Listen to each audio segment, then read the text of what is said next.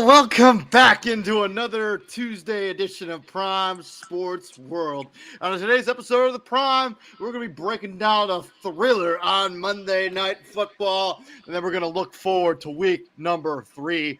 Thank you very much for joining me. I'm David Huffman, right there from the Daily Blitz.blog, Mr. Christian Simpson, and my co-host, Mr. TJ Hopkins.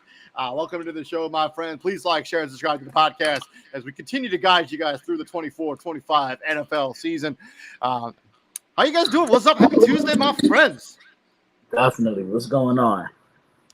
Man, I played some pretty solid basketball at the gym today. That's why I got caught up there. I was like playing usually I like to get like a 10-minute sauna session in, but I played up until I only got like a 2-minute sauna session in, which is tough.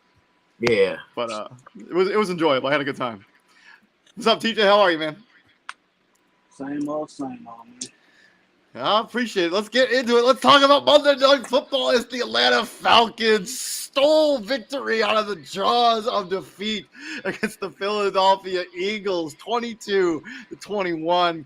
Kirk Cousins looked more like the Kirk Cousins of old in this game. 20 of 29, 241 yards, and two touchdowns.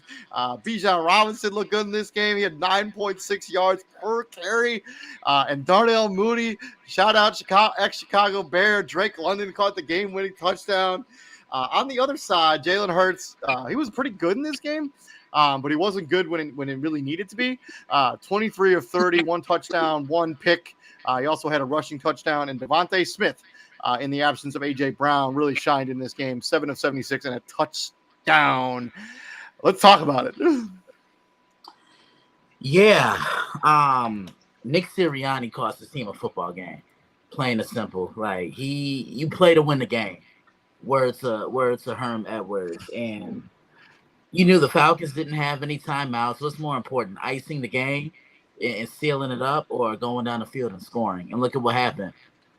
They ended up scoring and then giving Atlanta the ball back, and Atlanta pretty much took momentum. But my two biggest takeaways from this game, one was the Eagles lack a pass rusher. They should have never got rid of Hassan Reddick, because this was a team 2 years ago that led the league in sacks as a team with 70. And now that pass rush it's invincible. It's invisible now. And two, I hate prevent defense, because look at what happens when you play prevent defense. It leaves so much of the field open. And if you want prevent defense to work, you got to be able to get home to the quarterback. And you got to tackle. Man, the bugaboo of the Philadelphia Eagles last season is they couldn't tackle efficiently. And what happened? They couldn't tackle in this game. Darnell Mooney scores a touchdown because he can't tackle. And then you basically play the worst, second 2-minute drill defense I've ever seen in my life. They just marched down the field with no resistance whatsoever, and they just score. It was so easy. And then it was borderline embarrassing for the Philadelphia Eagles for them to lose this game. You win you win this game 99% of the time. Philadelphia Eagles come away with a victory. This is the one time. Kudos to Atlanta to keeping it alive, because this game looked over. And I was about to be like, oh, I'm checking out. I'm going to bed, because it's past my bedtime, because I'm an old man, as TJ likes to point out. And I'm just so was he. So was he. Yeah, but I'm older. But Atlanta, yeah, kudos. This is a great win. This is a good game you don't expect to win. You win it anyways. Kudos, man. Kudos. Ricky Look, first win as the Atlanta Falcons head coach. I think he was a coach in Tampa for a little while, so it's not his first win as a coach ever, but first win for an Atlanta Falcon, and this is a good win. I also want to say this too. There were other situations like this where the Buccaneers almost gave the ball back up. They gave the ball up to the Lions, and the Lions couldn't capitalize on it. And then the Browns almost slipped up and gave that opportunity to Jacksonville. They couldn't capitalize on it. Atlanta, they capitalized on it. You got to be better. You just have to play to win. Don't play to lose the game. And that's exactly what Nick Sirianni did. Well, you can make the argument he did kind of play to win the game. If you convert that first, if Saquon Barkley catches that, the game is over. Game's over. But that's not the way it worked out, and you left time on the clock.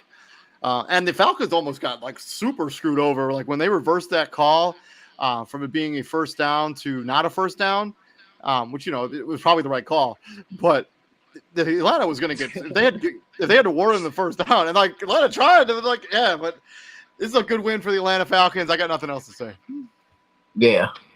TJ. Yeah, I think Jalen Hurts in his last 7 or 8 starts has thrown 8 touchdowns and 8 interceptions. It's not.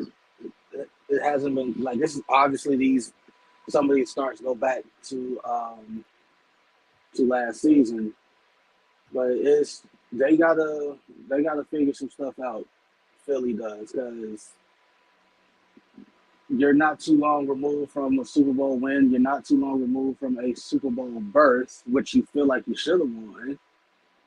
And now you're like a shell of that team that lost to the Chiefs. Like you don't even, like you said, you don't even play defense the same. You don't even tackle the same. There's no way Darnell Mooney should have scored that touchdown. The touchdown that he scored. Like Darnell Mooney bouncing off a tackle was like, huh? Like all 175 pounds of him is just gonna bounce off at somebody like that. Like that's crazy. So closing the book on week number 2. You know what I kind of forgot about last week? Game balls. We used to give out game balls every week. Let's not forget about game balls. I know it probably popping on you guys weren't expecting it, but do you got a game ball? Gardner Minshew. Christian. I'm gonna give it to Alvin Kamara. I mean, he really dominated for the Saints last week. I think he scored 3 on the ground and then caught 1 as a receiver. So he impacted the game not only as a running back, but as a receiver as well. J.K. Dobbins has been incredible in L.A. Over 100 yards in both the games. Kind of written off there in Baltimore due to the injuries. They just let him walk, and they probably could use him right now if in Baltimore. Swinging into week number 3, let's talk about Thursday night football. We got the Patriots and the Jets locking horns. Vinny Testaverde and Tom Brady not walking through that door. It's going to be Jacoby Brissett and Aaron Rodgers. How do you guys see this game shaking out? The Patriots and the Jets. This can go either way because honestly, I haven't really been impressed with the Jets. There's nothing they've done that stood out. Especially their offense hasn't been all that good either. I mean, right? No, but go ahead. New England, I feel can ugly this game up. They're gonna do it with the running attack. They'll do it with defense and special teams. And I think Jacoby Brissett can make a couple of throws as well. I'm gonna go New England here. I think New England does just enough to squeak away. I'm gonna agree with you, Christian. It's borderline bias because I kind of hate Aaron Rodgers. By the way, if you guys don't know this or not, I lost all my Survivor picks, so I will not be making any Survivor picks this week or any other week this season. So you guys get to enjoy that. This is also like the 4th year in a row he lost his Survivor pick on week 1. I lost all 3 in 2 weeks. Like that's lost all 3 in 2 weeks. Like that's trash. It's horrible. Yeah. I'm taking New England. As much as y'all make sound arguments, I just don't think New England has enough. They can make it ugly all you want. You still, at the end of the day, you still got to have a guy to make that one throw, make that one play. And I trust Aaron to make that one throw more than I trust Jacoby Brissett. That goes without saying, obviously. But at the end of the day, I trust the others on the Jets more than I trust the others in New England. Like, that logic checks out, but I mean, like it's like you gonna put the what's his name Gonzalez. You gonna put Christian Gonzalez on Garrett Wilson, and you're comfortable with that. Who else is guarding who else? Right? I mean, Alan Lazard. Mike Williams has been borderline pretty much a non-factor so far this season. I mean, this Jets offense hasn't looked all that good. They're the 27th rated offense in the NFL right now. You don't expect that out of an Aaron Rodgers-led offense. They're actually a worse offense in terms of. You do expect it when he hasn't played with them. But I mean, to be worse than New England in terms of points per game, like Jacoby Brissett just got there too. Jacoby Brissett, like it's the same thing. How different do you think it's been in New England since Jacoby Brissett has left and came back, left It's and fine, came it's back, fine. left and came back? I'm taking New England.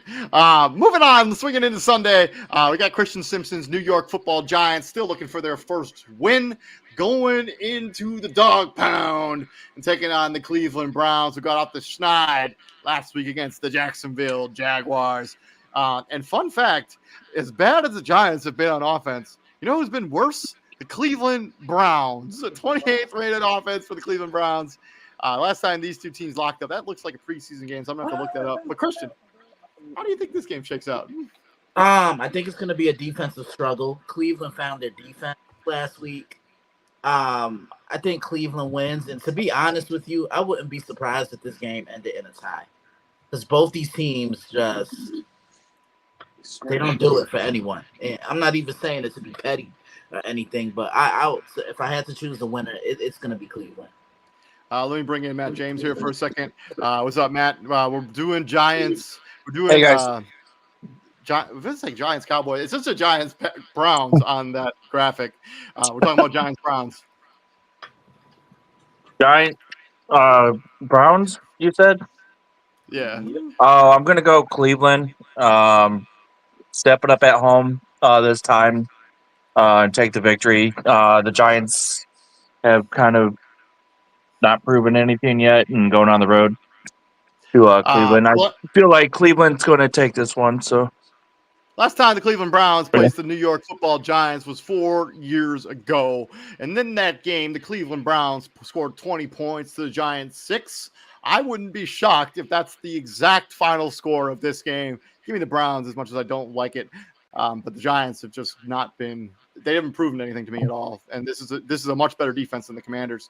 Give me the Browns. They still without Nick Chubb, right? They still ain't got Nick Correct. Chubb. Yeah, he's on IR at least for one more week. Like, come on, like we know the type of team that can be with him in that backfield. So yeah, everything you're seeing right now with Cleveland, take with a grain of salt, because their best player on offense isn't there. Like, he's literally not there. Give me Cleveland for the simple fact that the Giants just will find a way to lose. They'll find a way to lose this game. From there, we're going to swing into the Packers-Titans, where Malik Willis gets to face off against his former team. Titans, obviously 0-2, fresh off losing to the New York Jets. The Packers beat the Colts last Sunday. This game is in Tennessee. Last time these two teams played was 2 years ago, and the Tennessee Titans won that game 27-17. I think this is like that game that Aaron Rodgers did that whole relax press conference, I believe, 2 years ago. But don't quote me on that because I don't really remember. But with that being said, I'm going to take the Tennessee Titans. And I know they haven't been good, really. But I think that the Packers, I think they just they beat a bad Colts team. I mean, that Colts team everybody thought was going to be one of the up-and-coming teams. They haven't been good at all. I think the Tennessee Titans, they're a couple plays away from being 2-0. I think they get their first win this season. Give me Tennessee. TJ. No, I gotta go with Green Bay. I just, again, like 2 weeks in a row, you found ways to lose.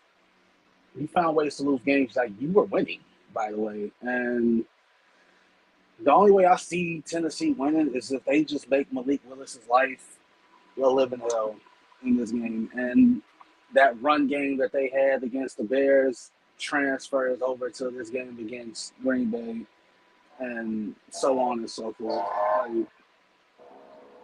Again, this is a wide receiver trio in Tennessee that has over 22,000 yards combined between the three of them, and you're 0-2. Christian. I'm going to say Green Bay. They're the better team at this point. And Will Levis, he's turning the ball over way too much for my liking. I have a feeling Green Bay is going to want to go and get this game from Malik Willis. Go ahead, Matt. I'm going to take Tennessee at home to finally pull one of these close games out and limit their mistakes to keep them ahead in the game. From there, we swing into Lucas Oil Stadium, where the Chicago Bears are going to face off against the Indianapolis Colts. The Bears, fresh off losing to the Houston Texans on Sunday Night Football, and the Indianapolis Colts putting up a pretty abysmal performance against the Green Bay Packers Sunday afternoon. And a rematch of a Super Bowl that is almost 20 years in the making now. I don't remember the last time these two teams played. I'll look it up real quick. But Matt, how do you think this version Probably shakes like out? 5 years ago or some shit like that. No, it's got to be at least. It can't be more than 4. It is exactly 4. It's almost 4 years to the date. The Indianapolis Colts won that game 19-11. It was in Soldier Field. Yeah, It was COVID year. Nobody was there. Oh, it was in October. I mean, it wasn't that cold. I said it was COVID year. Okay. Okay, gotcha. There was no one there at the game. Matt, I'm sorry. gonna take the Bears on the road. I'm kind of torn with this after watching the awful performance on Sunday night. I know it was a close game on the road against a very good Houston team, but they looked awful in so many instances in that game. With Buckner being out, the Bears should hopefully be able to breathe a little bit on the edge there. I think Latu is going to be there, so that's still going to cause them some problems on the line. Until he does But something worth causing problems for it. hopefully, hopefully third game's the charm, and we can start getting something going with the offense. And the Bears defense will be good enough to keep them in this game and to win it on the road here against a struggling Indy team. Yeah, I'm taking the Chicago Bears too. I just think that they're I haven't been impressed with the Colts at all. I haven't been really impressed with the Bears either. But I think I've been less impressed with the Colts than I have with the Chicago Bears. I will reluctantly take the Bears, but I wouldn't be surprised if the Colts won this game at home. TJ. Yeah, give me the Bears. Like the first 2 teams that the Bears have faced, they had guys on the line that can make the opposing team's quarterback's life a living hell, and that's exactly what happened. Harold Landry, Jeffrey Simmons, and then you go from that to Will Anderson, Danielle Hunter, and a plethora of other guys on that Houston front. DeForest Buckner's gone, and Latu is a rookie. No one else is really coming to mind on that Colt front to be like, oh, I have to worry about this guy. That doesn't mean take them lightly, but it's also like the first 2 games is kind of like, okay, I kind of see why y'all got y'all lands kicked up front to the extent that y'all did. If y'all struggle this game, that's when it's really going to be pressing. Like, contain Anthony Richardson, make him throw from the pocket, don't let him scramble, watch the deep ball. And contain Jonathan Taylor. You win this game. Christian. Yeah, I'm with you, all of you guys. I like the Bears in this one, and like you said, David, I just haven't really been impressed with the Colts. And TJ is about to know what I'm talking about. There's a Colts fan that we both know, and I have a feeling he's going to be running his mouth. And I hope the Bears win. So humble. Moving on from that game, but staying in the AFC South, sort of, and at least the matches between the AFC South and the NFC North. We got the 2-0 Houston Texans going into US Bank Stadium, home of the 2-0 Minnesota Vikings. A little bit surprising that Minnesota is 2-0 at this point, given that they just went up against San Francisco, but beat them pretty handily. Houston Texans obviously beat the Chicago Bears on Sunday Night Football. The last time these two teams played was 4 years ago. Christian, do you remember who won that game 4 years ago? I think Minnesota escaped with a narrow victory.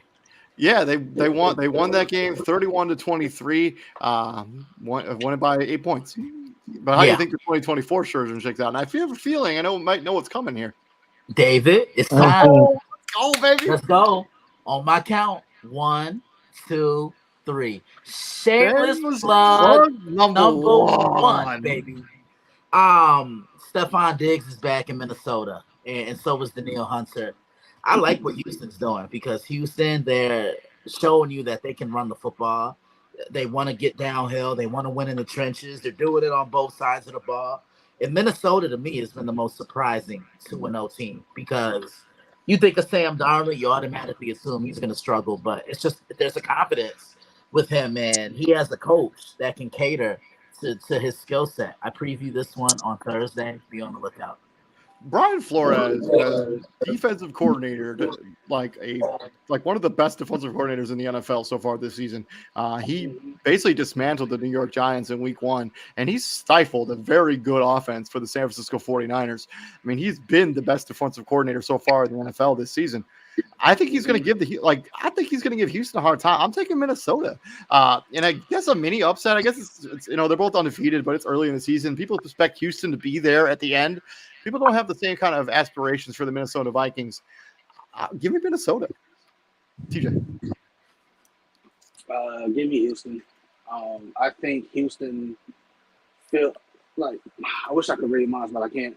I think Houston feels like they escaped against the Bears instead of like just like you beat them but you didn't win.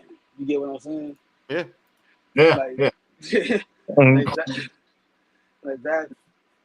That's kind of what that game felt like. Because if Cam Akers punches that ball in, the Bears don't get that shot at the end to try and go for the win. It was 19-13.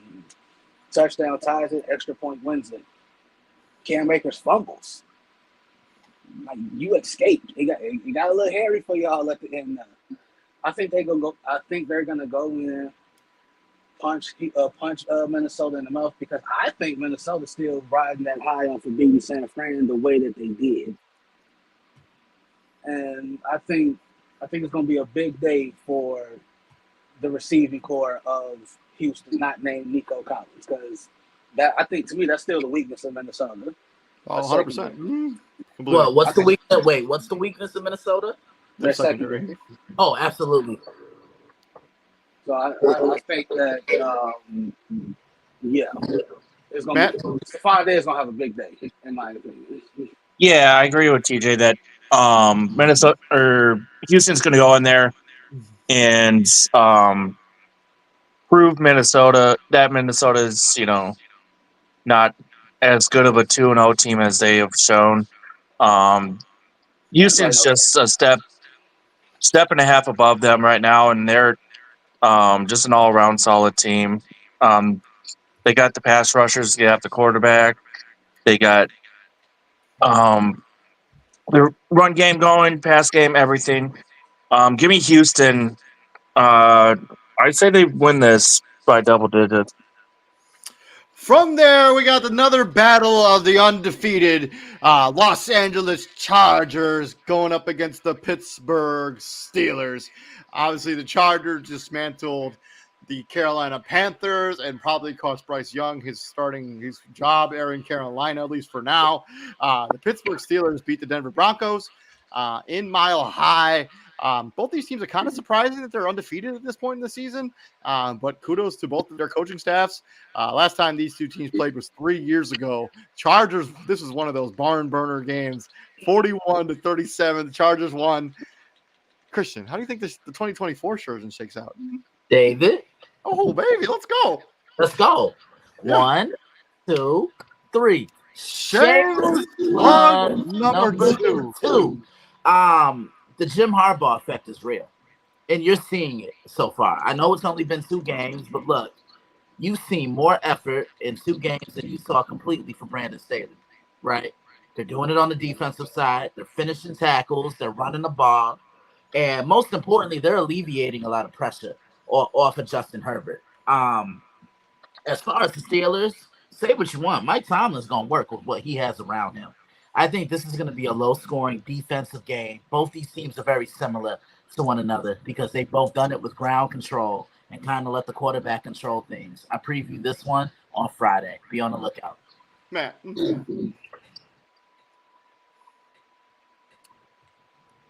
TJ. Well, Christian stole my talking point, but yeah, they're the same team. They're literally the same team.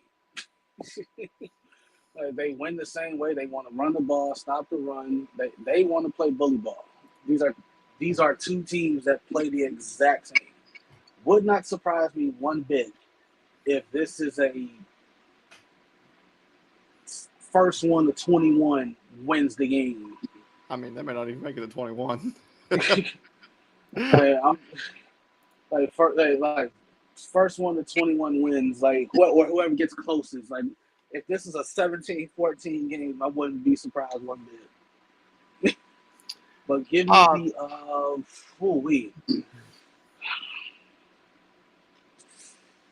give me the Chargers.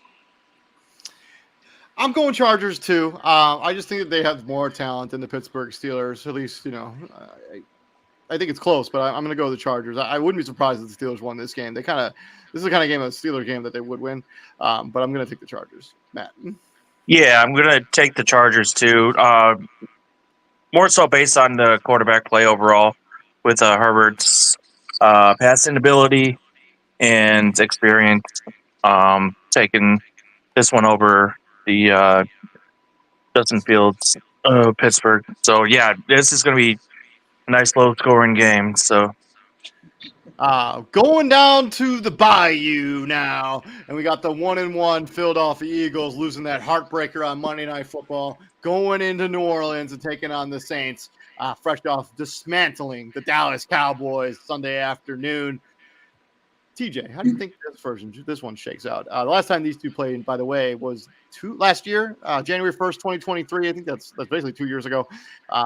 Saints doubled up the Eagles 20-10. This should have been my talking point with the Bears, but it ties into the Eagles perfectly. Somebody got to give it down, and you're at, I shouldn't say you're at a crossroads at week 3, but you are. Somebody got to give it down. Like somebody on Philly.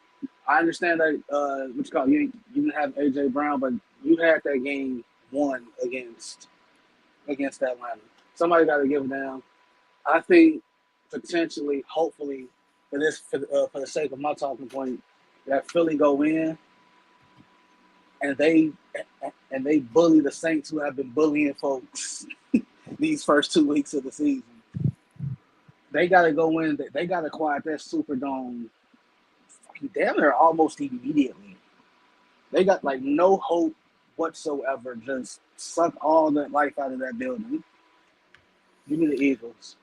Yeah, I don't think they're going to be able to do that. I'm going to take the Saints. I think this Saints team is for real. The offensive line has been better, and the Eagles, if they're unable to generate a pass rush against, I know Atlanta has an elite offensive line, but the Saints, if you let Derek Carr just pick you apart, he's shown that he can sling it with the best of them.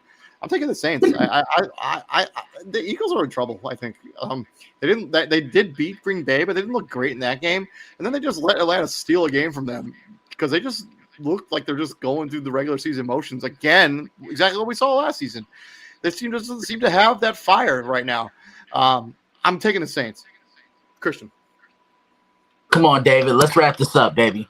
Oh, let's go. 1, 2, 3. Shameless plug number 3. Yeah, I look at Philly, and they need Jahan Dotson to have a huge game on Sunday. I think he's going to be the X factor coming into this game because if something happened to AJ or Devontae, they could just plug him in, and he brings additional depth. And look, there's no AJ Brown, and you see how important AJ Brown is to this offense for the Eagles, and I love what I saw from the Saints on Sunday.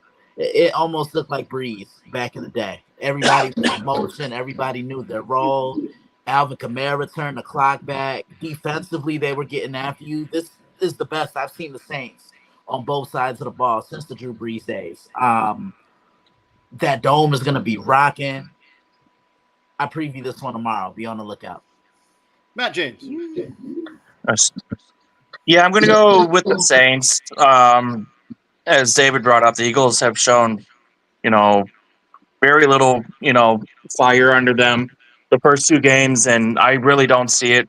So coming into this one with a New Orleans team that's just putting up points left and right. I turned to my buddy last week and asked if they resurrected Drew Brees at some point because every time I looked at the scoreboard, they were scoring just like back in the day. So, and Alvin Kamara's back playing his game. So give me the Saints at home. Moving on from there, we got the final game of the late afternoon window. We got the 0-2 Denver Broncos going to the pirate ship, taking on the Tampa Bay Buccaneers down there at Raymond James Stadium. Last time these two teams played was 4 years ago, almost to the date.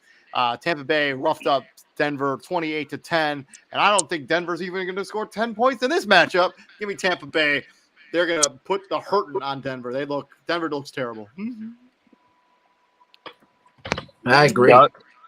Yep. I agree. I think I could say this to all of us. Next game. Yep. To the late afternoon window, we got the Carolina Panthers rolling into the Death Star, taking on the Las Vegas Raiders. I want to real quick before we go Panthers. move on. Before we move on to the next game, let's talk about Bryce Young. What do you think about the decision to bench him for Andy Dalton? It had to be done. It had to be done because he's missing wide open receivers. His footwork is terrible.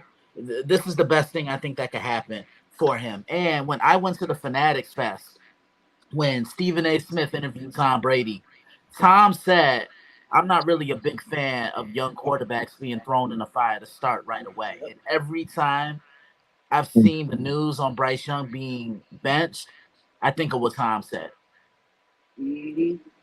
I just don't know. Like for me, I just don't know how if you're Carolina, you put him back on the field. I think this is going to be the beginning of the end for Bryce Young in Carolina.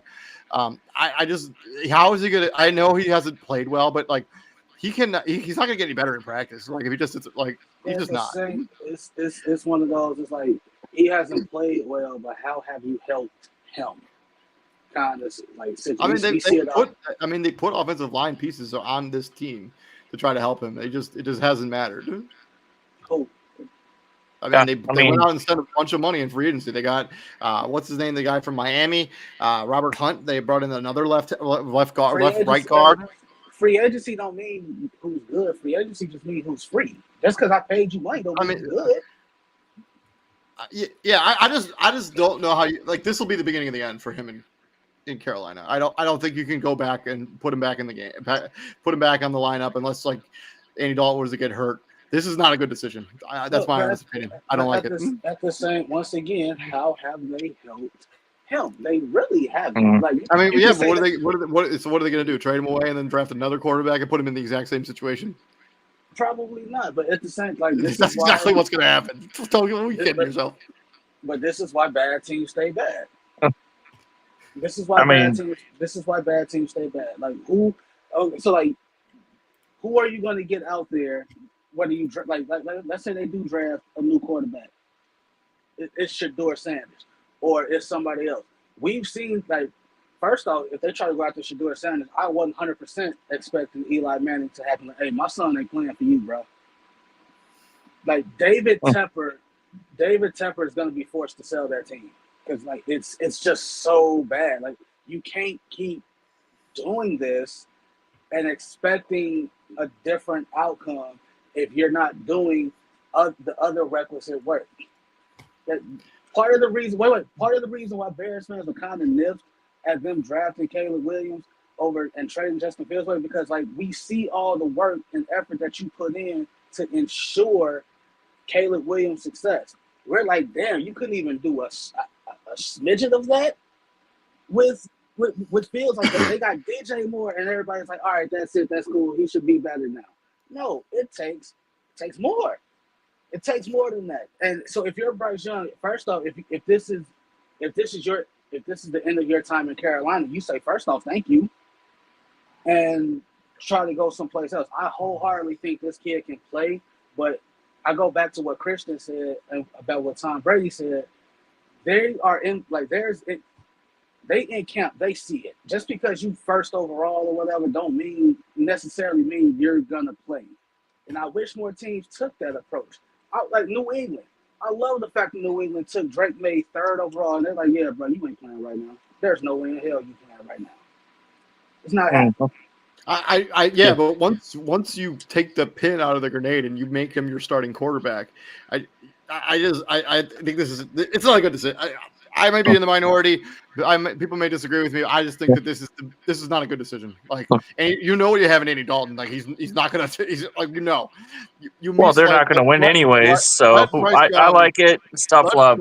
Let Bryce Young just figure it out on the field because he's not going to learn anything in this way. It's a terrible. And give me the Raiders. Sweep it. Moving on to the Dolphins and the Seahawks. Seattle Seahawks, kind of surprisingly at 2-0, even though they did play the Denver Broncos, and I don't remember who they played last week. The Giants, actually. So it's not that surprising that they're 2-0. Going into welcoming in the Miami Dolphins, who lost to Buffalo on Thursday Night Football. It does seem like that guy's name is escaping me right now. The one backup for the Ravens is going to. Tyler Huntley. Tyler Huntley. Yes, thank you. He will be probably the starting quarterback for the Miami Dolphins in this game, as they brought him in free agency today. Yeah, he's a good player. The last time these two teams played was 4 years ago, and Seattle got the advantage, 31-23. No Tua. How do you think this game shakes out, Christian? I think Seattle keeps the ball moving. I like what they're doing offensively. They're establishing the run. Geno Smith is taking shots down the field. Miami, to me, I don't think they have an answer for DK Metcalf in the secondary. Tyler Lockett is one of the more underrated receivers in the league. And defensively, I'm not saying the Seahawks are getting to where they were a decade ago. Like, they'll never be able to reclaim the Legion of Boom status. But Mike McDonald was the perfect hire for them. He's younger, and these players can buy into him. Seattle's going to be 3-0 after Sunday. Yeah, I'm going to take Seattle at home too. So I'm taking Seattle too. I just don't want Geno Smith throwing the ball 45 times again. I don't do that. Run the football. Run the ball. Yeah. So sweep that, and we're all taking Seattle. Yeah. Moving on to two teams look at their wounds after their last matchup this season. We got the 2-0, 0-2 Baltimore Ravens, who let a game slip away against the Las Vegas Raiders and cost me one of my survivor picks, going into Jerry World and taking on the Dallas Cowboys, who got the thumping from the New Orleans Saints on Sunday afternoon. Last time these two teams played, 4 years ago. Christian, do you remember who won that game 4 years ago on December 8th, 2020? Baltimore won that game. Baltimore did win that game, 34-17. Christian, how do you think the 2024 version shakes out? I want to see how Dallas bounces back because they do this all the time. Win a big game, the media praises them. Oh, is this the Cowboys' year? And then they come out and then they're flat. I mean, the Saints punched them in the mouth nonstop. Anytime they may have got punched in the ball too. Yeah, I'm just saying, like anything the Saints wanted, the Saints got. You know what I'm saying? Baltimore, they kind of regress back to that 2022 style of play, having a big lead and then blowing it.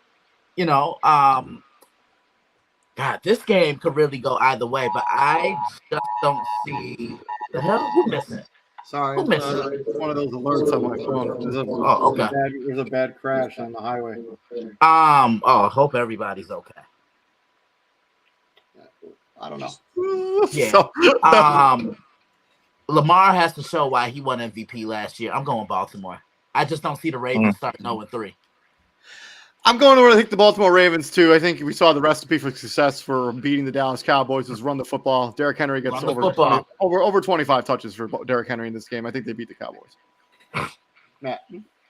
Yeah, I'm going to take Baltimore too. I mean, as Christian said, I don't see them going 0-3. I mean, 0-2 is bad enough for them. I did have them as my Super Bowl pick, so I think they go in there and take this one and start to get things going.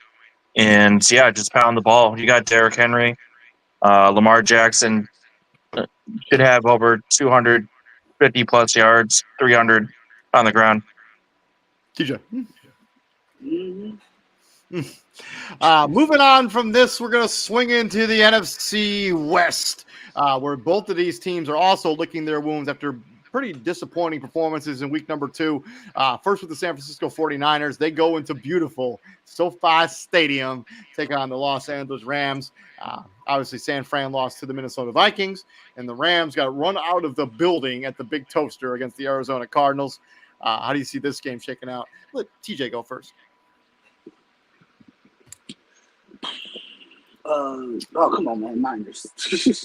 Like the Rams are so beat up right now. It's not even funny. There's no Nakua, No Cooper Cup. No Cooper Cup. No Boom is out. Like, what are we talking about here? What are we like? Seriously? Matter of fact, I think everybody sweep it.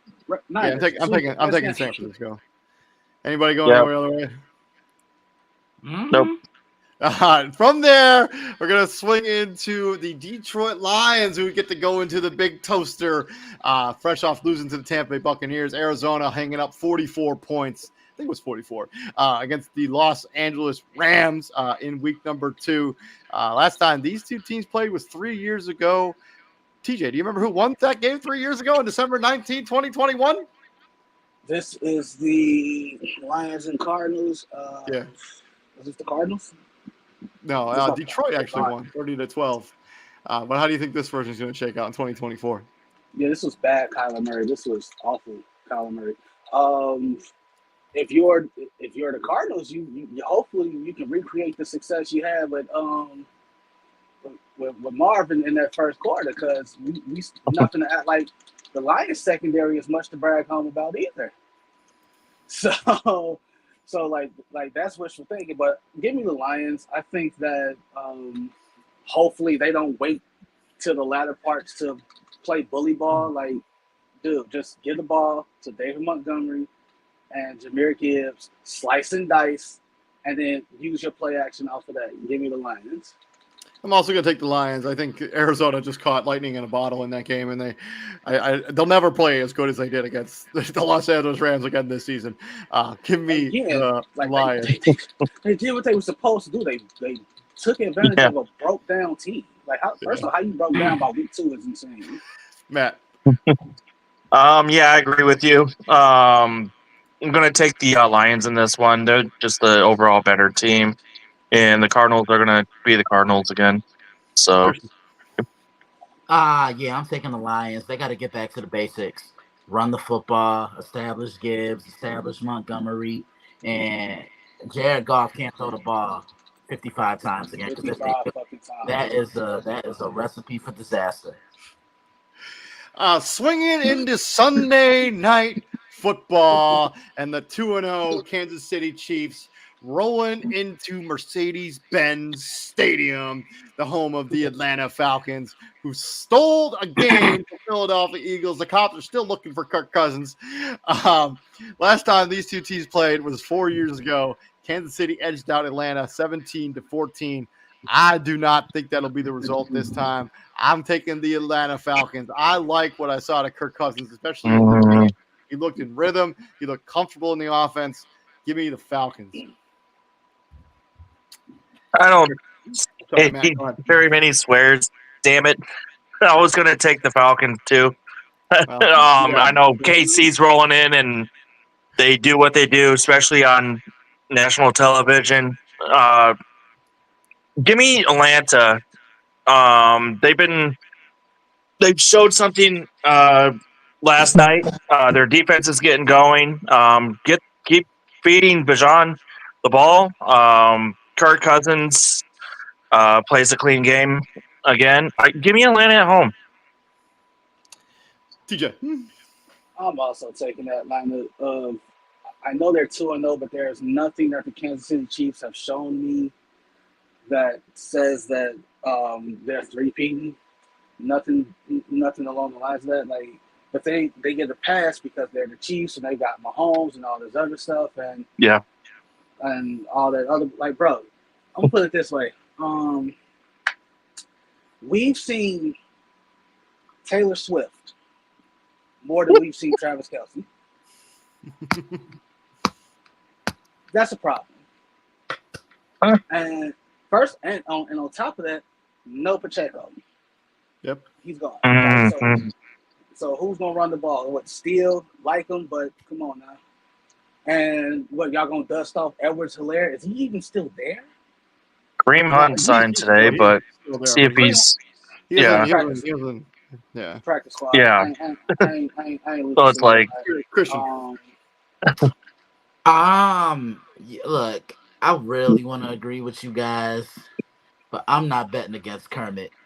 Give me Kansas City because I just think he's gonna make one more play when it matters most. And everyone wants to say Kansas City hasn't really shown them anything. I'm just gonna say this right now: they're bored.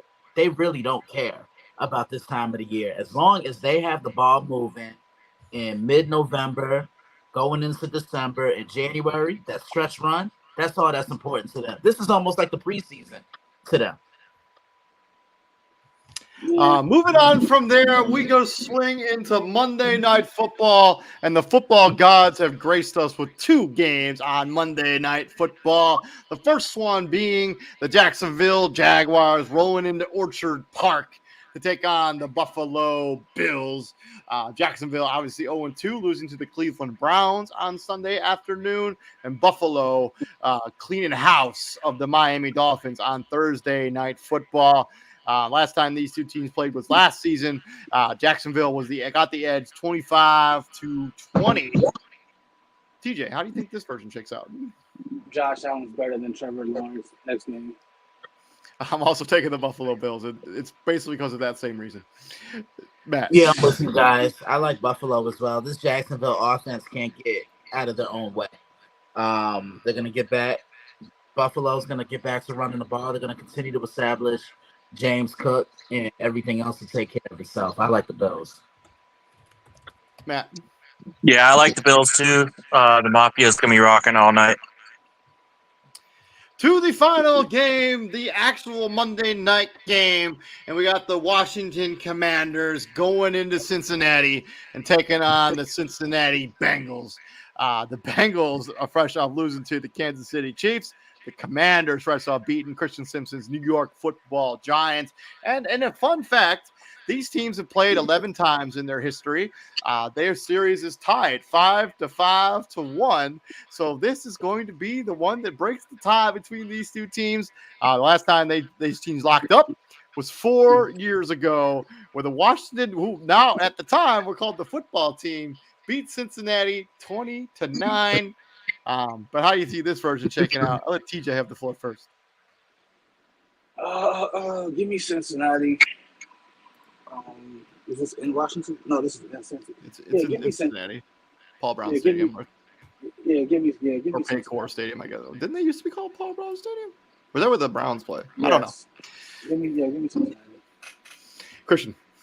I like the Bengals. I think they get back in the column for the first time this year. They were terrible against New England. I saw much more effort against Kansas City. Like the effort just looked a lot better there, but they just weren't able to put the game away when the opportunities presented itself.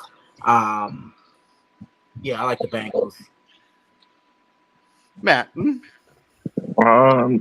me the Bengals to bounce back in this one at home. Yeah, I think I'm gonna go Bengals too. I think this Commanders team, they beat a bad Giants team. No offense to anyone on this panel here, but it ain't hurt my feelings. He does not care. He does not care. But I'm going to take the Cincinnati Bengals.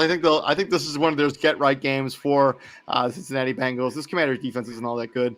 You can make the argument if the Giants had a place kicker during that game against the Commanders, they probably win that game. And the Commanders come in here 0-2, licking their wounds after getting beat by the Buccaneers and then losing to the lowly Giants. Give me Cincinnati. And thank you very much for joining us here at Prime Sports World. This has been our Week 2 Monday Night Football recap, Week 3 preview and predictions. Please like and share and subscribe to this here podcast. I'm David Huffman, Christian Simpson from the Daily Blitz.blog, my co-host, Mr. TJ Hopkins, and my other co-host, Mr. Matthew James. And gentlemen, what do we do here at the Prime, my friends? Brain the Heat. I've had just about enough of the heat. I gotta be totally honest with you. Like, I'm ready for some hoodie weather for real. I hear. Yeah. Yeah, so we'll be back here tomorrow. We're doing Fantasy Football Weekly. You don't want to miss any of that content. You guys all have a good night and stay safe out there. Peace out, guys. All right. See you guys.